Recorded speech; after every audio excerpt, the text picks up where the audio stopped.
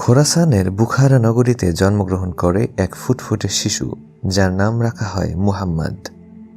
শিশুটির পিতা ইসমাইল ছিলেন একজন বিজ্ঞ আলেম এবং মুহাদ্দিস।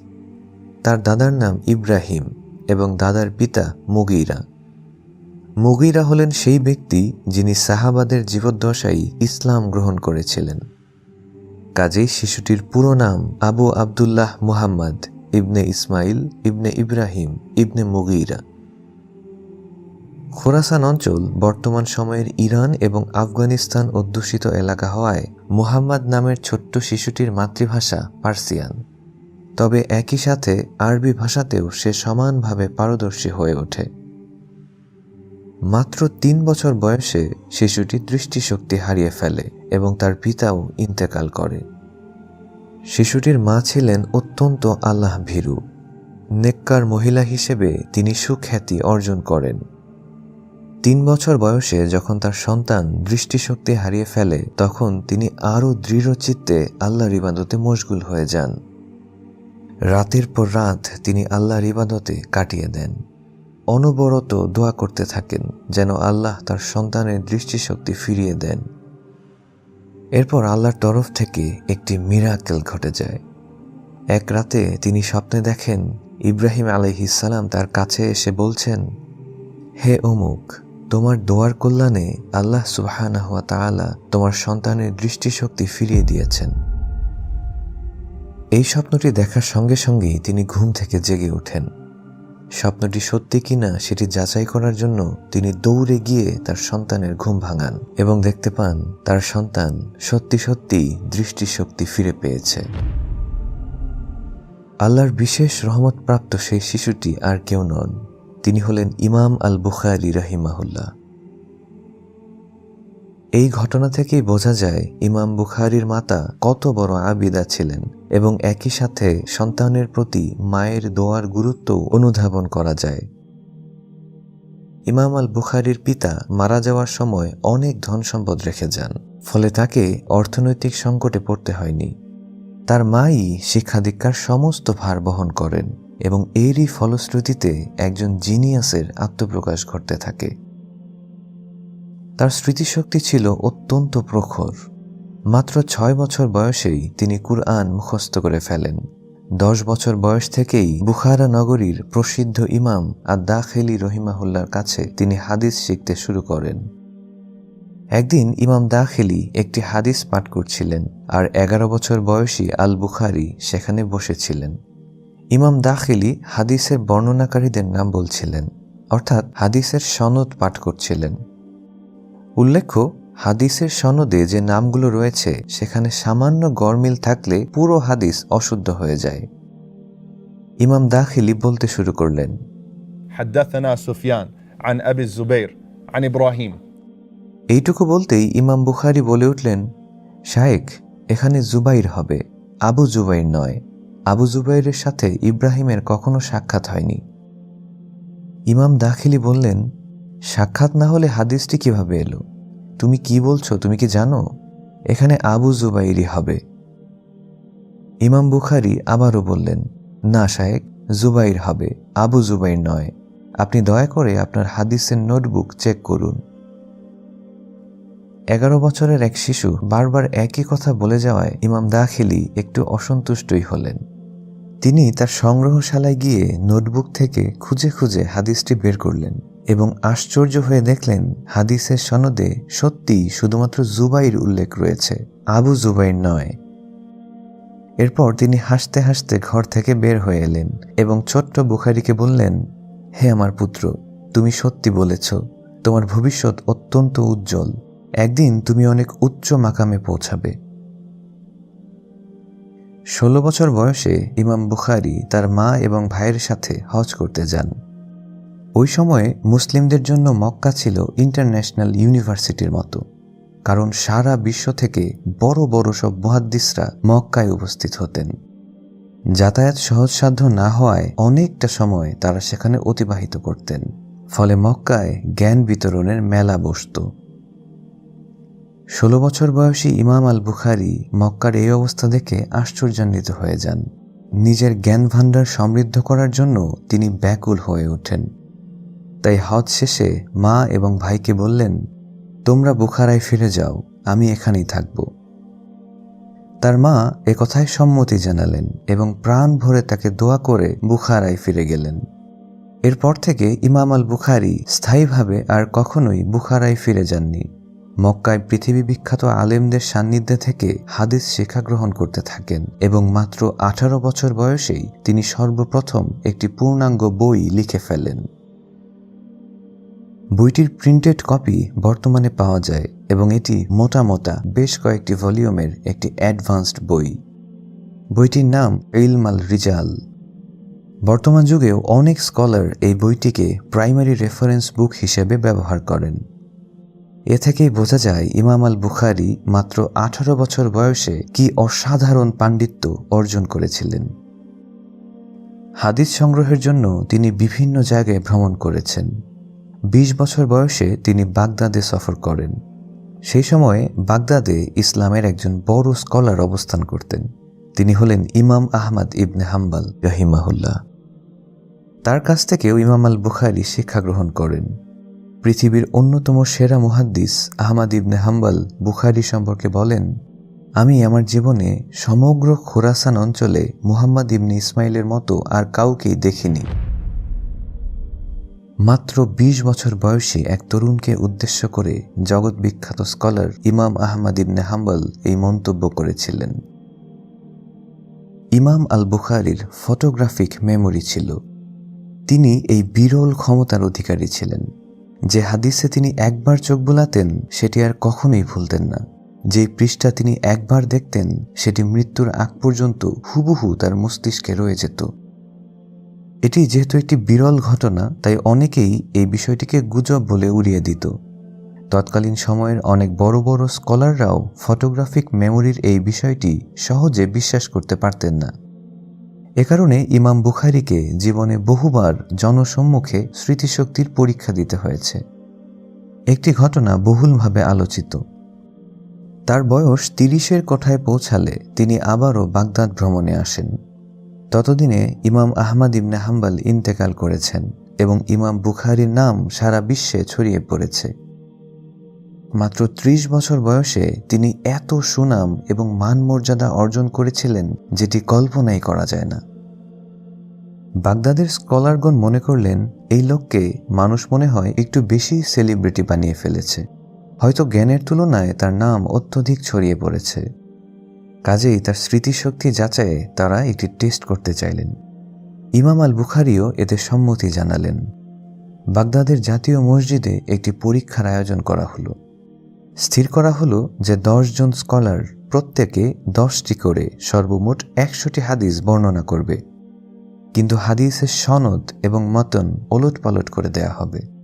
মানে হলো একটি হাদিসের সনদের সাথে অন্য একটি হাদিসের মতন মিশ্রিত করে দেয়া হবে।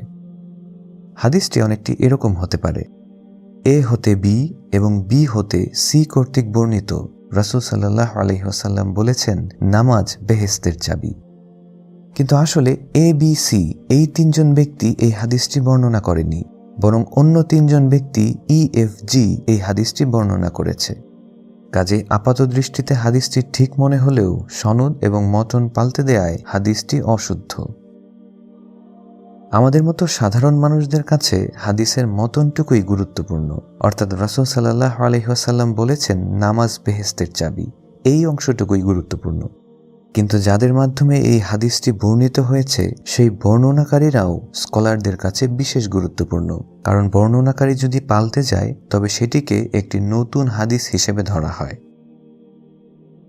বাগদাদের গ্র্যান্ড মসজিদে স্কলাররা এক এক করে হাদিস বলতে শুরু করলেন। সাধারণ শিক্ষার্থীরা বলল, হ্যাঁ আমরা এই হাদিস শুনেছি, কিন্তু ইমাম বুখারী বললেন, না আমি এই হাদিস কখনো শুনিনি। এরপর আরেকটি হাদিস বর্ণনা করা হলো। এবারও ইমাম বুখারী বললেন, আমি এই হাদিস শুনিনি। তৃতীয় হাদিস বর্ণনা করা হলো। এবারও তিনি বললেন, আমি এটি শুনিনি। অথচ সাধারণ শিক্ষার্থীরা বলতে লাগলো তারা হাদিসগুলো শুনেছে। এক পর্যায়ে 100টি হাদিসই বর্ণনা করা শেষ হলো, আর ইমাম বুখারী বললেন, আমি এগুলোর একটাও জানি না। সাধারণ শিক্ষার্থীরা ভাবতে লাগলো যে তারা জিতে গেছে, কারণ বাছাইকৃত 100 হাদিসই তারা শুনেছে, অথচ ইমাম বুখারী একটাও শোনেননি।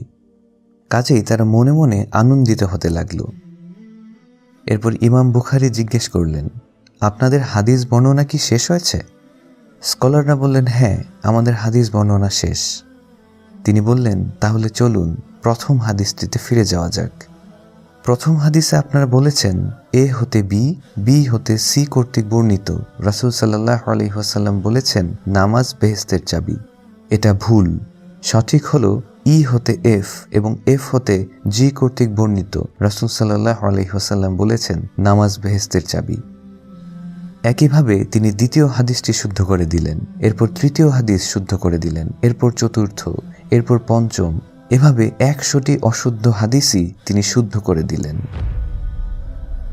ইবনে হাজার বলেন, ইমাম বুখারী যে সেই 100 হাদিসই শুদ্ধভাবে জানবেন সেটা আমরা জানতাম, কিন্তু যেই বিষয়টি আমাদেরকে হতবাক করে দিয়েছিল সেটি হলো আমাদের বর্ণিত অশুদ্ধ সনদগুলো শুধুমাত্র একবার শুনেই তিনি মুখস্থ করে ফেলেন এবং কোন কোন নামে ভুল ছিল সেটি নিখুঁতভাবে আমাদেরকে বলে দেন। ইমাম বুখারী পৈতৃকভাবে প্রচুর ধন সম্পদের মালিক ছিলেন, কিন্তু এর খুব সামান্য অংশই তিনি নিজের ব্যক্তিগত কাজে খরচ করতেন। অতি সাধারণভাবে তিনি জীবনযাপন করতেন, সীমিত খাদ্য গ্রহণ করতেন। সামান্য খরচের পর যে বিশাল অর্থ অবশিষ্ট থাকত তার সম্পূর্ণটাই তিনি ইলম অর্জনের পথে খরচ করতেন এবং অভাবীদের অভাব পূরণে ব্যয় করতেন। তিনি সবসময়ই দিনার এবং দিরহামের থলে সাথে রাখতেন। মুহাদ্দিসদের মধ্যে যারা আর্থিকভাবে অসচ্ছল ছিলেন তাদেরকেও তিনি প্রচুর পরিমাণ দান করতেন। একবার তিনি একটি থলের ভিতর 10,000 দিনার নিয়ে হাদিস অন্বেষণের সফরে বের হলেন। তখনকার 10,000 দিনারের মূল্য বর্তমান সময়ের $1,000,000 সমান। সফর অবস্থায় এক চোর এই স্বর্ণমুদ্রাগুলো দেখে ফেলে এবং তা চুরি করার জন্য ইমাম বুখারীর পেছনে লাগে, কিন্তু বারবার চেষ্টা করেও সে সফল হতে পারছিল না। প্রতিমধ্যে ইমাম বুখারী জাহাজে আরোহণ করলে চোরও তার সাথে যাত্রা শুরু করে। সেখানেও সে চেষ্টা করে ব্যর্থ হয়। এরপর ওই চোর একটি কৌশল অবলম্বন করে। সে চিৎকার করে বলে, এই জাহাজে ওঠার পর আমার 10,000 দিনার চুরি হয়ে গেছে। মুদ্রাগুলো একটি থলের ভেতর ছিল। থলেটি দেখতে কেমন ছিল সেটিও সে বর্ণনা করল, কারণ ইতোপূর্বেই সে ইমামের কাছে থলেটি দেখেছিল। চিৎকার এবং কান্নাকাটির মাধ্যমে চোরটি জাহাজ কর্তৃপক্ষের দৃষ্টি আকর্ষণ করতে সক্ষম হয়। কাজেই তারা এক এক করে সকল যাত্রীকে চেক করা শুরু করল। এই দৃশ্য দেখে ইমাম বুখারী চিন্তায় পড়ে গেলেন। চোরের উদ্দেশ্য বুঝতে পেরে তিনি ভাবলেন, এখন যদি আমাকে তল্লাশি করা হয় তাহলে তো আমার কাছেই মুদ্রাগুলো পাওয়া যাবে আর আমি চোর সাব্যস্ত হব। আমি অভিযোগ অস্বীকার করলেও আমার কথায় কেউই কর্ণপাত করবে না। আর আমি যদি আজ চোর হিসেবে ধরা পড়ি তাহলে সারা দুনিয়ায় খবর ছড়িয়ে পড়বে যে মুহাম্মদ বিন ইসমাইল 10,000 দিনার চুরি করেছে। তখন তো আমার সারা জীবনের সাধনা ব্যর্থ হবে। আমি যেই সমস্ত হাদিস সংগ্রহ করেছি তাও লোকেরা মিথ্যা প্রতিপন্ন করবে এবং পবিত্র হাদিসের অবমাননা হবে। এই কঠিন পরিস্থিতিতে তিনি 10,000 দিনারের মায়া ত্যাগ করে রাসূলের হাদিসের মর্যাদা অক্ষুণ্ণ রাখার সিদ্ধান্ত গ্রহণ করেন। তাই তল্লাশকারীগণ তার শরীরে তল্লাশি চালানোর আগেই অতি গোপনে মুদ্রার থলিটি তিনি পানিতে ফেলে দিলেন। এরপর সকলের মালপত্র এবং শরীর তল্লাশির এক পর্যায়ে ইমাম বুখারীর শরীরও তল্লাশি করা হলো, কিন্তু জাহাজের কারো কাছেই এত পরিমাণ দিনার পাওয়া গেল না। পরিশেষে জাহাজের লোকেরা চোরকেই মিথ্যাবাদী সাব্যস্ত করল। এরপর ওই চোর তার সাথে একান্তে মিলিত হয়ে বলল, আমি জানি আপনি ইমাম বুখারী এবং আপনি ওই স্বর্ণ মুদ্রার মালিক, কিন্তু ওগুলো কোথায় লুকিয়ে রেখেছেন? উত্তরে তিনি বললেন, তোমার চক্রান্ত বুঝতে পেরে আমি তা পানিতে ফেলে দিয়েছি। ওই ব্যক্তি আশ্চর্য হয়ে বলল, বলেন কি, এতগুলো দিনার আপনি পানিতে ফেলে দিলেন? আমি চুরি করলে তো অন্তত আমার উপকারে আসতো, এখন তো আর কেউই উপকৃত হবে না। ইমাম বুখারী বললেন, রাসূলের হাদিস সংরক্ষণে আমি আমার সারা জীবন উৎসর্গ করেছি। আজ যদি আমার নামে কোনো মিথ্যা অপবাদ দেয়া হতো তাহলে আমার সংরক্ষণে থাকা হাদিসগুলো মানুষ মিথ্যা প্রতিপন্ন করত। হাদিসের অমর্যাদা করা হতো। এটা আমি হতে দিব না। রাসূলের হাদিসের কাছে 10,000 দিনার মূল্যহীন। সহিহ বুখারী গ্রন্থ লেখার আইডিয়াটি তিনি পেয়েছিলেন তার শিক্ষক ইসহাক ইবনে রাহওয়াইয়ের কাছ থেকে। পূর্বে শুধুমাত্র সহিহ হাদিসগুলোকে একত্রিত করে কোনো গ্রন্থ রচনা করা হয়নি। আলেমগণ সহিহ এবং জয়ীফ হাদিসগুলোকে একসাথেই লিখতেন। ইসহাক ইবনে রাহওয়াই তার ছাত্রদের শিক্ষাদানের সময় হঠাৎ একদিন বললেন, তোমাদের মধ্যে কেউ যদি হাদিসের এমন একটি গ্রন্থ রচনা করত যাতে শুধুমাত্র সহিহ হাদিসগুলো থাকবে, তাহলে কতই না ভালো হতো। এই কথাটি ইমাম বুখারীর হৃদয় ছুঁয়ে গেল। এরপরই তিনি সিদ্ধান্ত নেন শুধুমাত্র সহিহ হাদিসগুলো সংরক্ষণ করবেন। এছাড়াও যুবক বয়সে ইমাম বুখারী স্বপ্নে দেখেন রাসূল সাল্লাল্লাহু আলাইহি ওয়াসাল্লাম তার সামনে দাঁড়িয়ে আছেন এবং তার দিকে কতগুলো মাছি এগিয়ে আসছে, আর ইমাম বুখারী মাছিগুলোকে তাড়িয়ে দিয়ে রাসূল সাল্লাল্লাহু আলাইহি ওয়াসাল্লামকে নিরাপত্তা দিচ্ছেন। এই স্বপ্নটি দেখার পরই তিনি তার শিক্ষকদের কাছে স্বপ্নের ব্যাখ্যা জানতে চাইলেন। তারা বললেন, তুমি রাসূল সাল্লাল্লাহু আলাইহি ওয়াসাল্লামকে বানোয়াট হাদিস থেকে রক্ষা করবে। ওই মাছিগুলো বানোয়াট এবং জাল হাদিস। এই স্বপ্নটিও ইমাম বুখারীকে সহিহ হাদিস লিপিবদ্ধকরণে অত্যন্ত উৎসাহী করে তোলে। পরবর্তী 16 বছরের অক্লান্ত চেষ্টা এবং পরিশ্রমের মাধ্যমে তিনি সহিহ বুখারী গ্রন্থটি রচনা করেন। 6 লক্ষেরও বেশি হাদিস তার মুখস্থ ছিল। এর মধ্য থেকে যাচাই বাছাই শেষে মাত্র 7,000 হাদিস তার এই গ্রন্থে স্থান পায়, যে হাদিসগুলো বিশুদ্ধতার সর্বোচ্চ মানদণ্ডে উন্নীত। বইটি লেখার উদ্দেশ্যে তিনি মদিনায় চলে যান। মসজিদে নববীতে বসে তিনি লিখতে শুরু করেন। লেখা শেষ করেই বইটিকে পাবলিশ করে দেননি, বরং আরও কয়েক বছর ধরে লিপিবদ্ধ হাদিসগুলোকে তিনি বহুবার যাচাই বাছাই করেন, রিভাইজ দেন। প্রতিটি হাদিস লেখার পূর্বেই তিনি গোসল করে মসজিদে নববীতে 2 রাকাত নামাজ পড়েছেন, ইস্তেখারা করেছেন। কোনো হাদিস সম্পর্কে যদি তার মনে সামান্য পরিমাণ সন্দেহ জাগত, তাহলে সকল শর্ত মোতাবেক সহিহ হলেও ওই হাদিসটিকে তিনি তার গ্রন্থে লিখেননি। এভাবেই 16 বছরের অক্লান্ত পরিশ্রমের ফসল এই সহিহ বুখারী গ্রন্থটি। ইমাম বুখারীরও হেটার্স ছিল, যদিও তিনি কখনোই কাউকে হেয় প্রতিপন্ন করে কোনো কথা বলেননি। কিন্তু 21 বছর বয়সী যুবক যদি 70 বছর বয়সী ব্যক্তির চেয়ে বেশি জ্ঞানার্জন করে ফেলে, তাহলে তো হেটার্স তৈরি হবেই।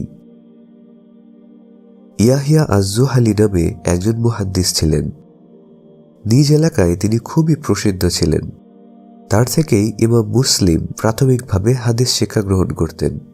এরপর ওই এলাকায় ইমাম বুখারী আগমন করেন এবং ইমাম মুসলিম তার কাছ থেকে হাদিস শিখতে শুরু করেন। আস্তে আস্তে ইয়াহিয়া আজ-জুহালির ছাত্রের সংখ্যা কমতে থাকল। সবাই ইমাম বুখারীর কাছে ভিড়তে লাগল।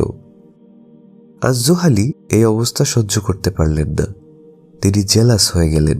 ইমাম বুখারীর জনপ্রিয়তা কমাতে তিনি একটি মিথ্যা ট্যাগ দিয়ে দিলেন। তিনি বললেন, ইমাম বুখারী গোপনে আল-মু'তাজিলা গ্রুপের সদস্য। আল-মু'তাজিলা গ্রুপটি ইমাম আহমদ রাহিমাহুল্লাহকে নির্যাতন করেছিল। এটি একটি কুখ্যাত গ্রুপ ছিল। ফলে ওই এলাকার মানুষ ইমাম বুখারীর উপর ক্ষেপে গেল। তারা তাকে বিতাড়িত করল। এরপর তিনি নিজ জন্মভূমি বুখারায় ফিরে গেলেন। যুগ শ্রেষ্ঠ মুহাদ্দিস এত বছর পর বুখারায় ফিরে আসায় সেখানকার মানুষ তাকে সম্মানের সাথে গ্রহণ করল।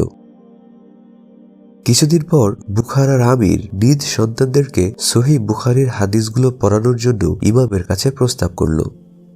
আমির আরও প্রস্তাব করল যে তার সন্তানদেরকে পড়ানোর জন্য ইমাম বুখারীকে রাজদরবারে আসতে হবে, কারণ সাধারণ জনগণের সাথে মসজিদে বসে আমিরের ছেলেদের পক্ষে সহিহ বুখারী পড়া সম্ভব নয়। ইমাম বুখারী মসজিদ এবং সাধারণ লোকদেরকে ছেড়ে আলাদাভাবে আমিরের ছেলেদের পড়ানোকে হাদিসের জন্য বিরাট অবমাননাকর ভেবে প্রস্তাব প্রত্যাখ্যান করলেন। তিনি পরিষ্কার জানিয়ে দিলেন, আমির যদি সত্যিকার অর্থেই ইলমে হাদিসের প্রতি অনুরাগী হন, তাহলে তিনি যেন তার সন্তানদেরকে নিয়ে মসজিদে উপস্থিত হন। এই ঘটনায় বুখারার আমির ইমাম বুখারীর প্রতি অত্যন্ত রাগান্বিত হয়ে গেল। সে ফেক ফতোয়া জারি করতে লাগলো আর বলল ইমাম বুখারী এসব ফতোয়া দিচ্ছে। বুখারার কিছু মানুষ আমিরের কথায় ইনফ্লুয়েসড হয়ে ইমামের উপর ক্ষিপ্ত হলো এবং তাকে দেশ ত্যাগে বাধ্য করা হলো। বুখারার ঘটনায় তিনি মারাত্মকভাবে হতাশ হন, প্রচণ্ড কষ্ট পান।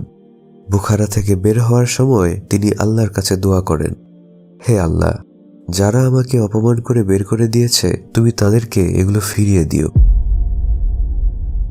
মাত্র 1 মাসের মাথায় খোরাসানের আমির খালিদ বিন আহমদের বিরুদ্ধে জনগণ বিদ্রোহ ঘোষণা করে এবং তাকে ক্ষমতাচ্যুত করা হয়। পরবর্তীতে বাগদাদের জেলে থাকা অবস্থায় সে মৃত্যুবরণ করে। শুধু তাই নয়, যারা ইমাম বুখারীর বিরুদ্ধে আমিরকে সহযোগিতা করেছিল তারাই পরবর্তীতে লাঞ্ছিত হয়েছিল। ইমাম বুখারী বুখারা থেকে নিশাপুরে চলে যান, কিন্তু দুঃখজনকভাবে সেখানেও একই ঘটনা ঘটে। পরিশেষে তিনি সমরকন্দে চলে যান। ৬২ বছর বয়সে ইমাম বুখারী দুনিয়ার ফিতনায় বিরক্ত হয়ে আল্লাহর কাছে বলেন, اللهم قد ضاقت علي الأرض بما رحبت فاقبضني إليك اللهم توفني إليك غير مفتون। হে আল্লাহ, আমাকে কবুল করে আপনার কাছে নিয়ে যান, দুনিয়ার এসব ফিতনা আমার আর ভালো লাগে না। শেষ রমজানের রাতের বেলায় অর্থাৎ মাগরিবের পর চাঁদ উঠে গেলে তিনি এই দোয়া করেছিলেন। দোয়া শেষে উটের পিঠে আরোহণ করার সময়ই তিনি দুর্বল হয়ে পড়েন। এরপর ঘামতে শুরু করেন, গায়ে হালকা জ্বর আসে। রমাদান শেষ হওয়ার পর ঠিক ঈদের রাতেই পৃথিবী বিখ্যাত মুহাদ্দিস ইমাম আল বুখারী আল্লাহর কাছে চলে যান। ঈদের জামাত শেষে লাখো মানুষের উপস্থিতিতে তার জানাজা সম্পন্ন হয়। ইসলামের ইতিহাসে এটি ছিল অন্যতম বড় জানাজা।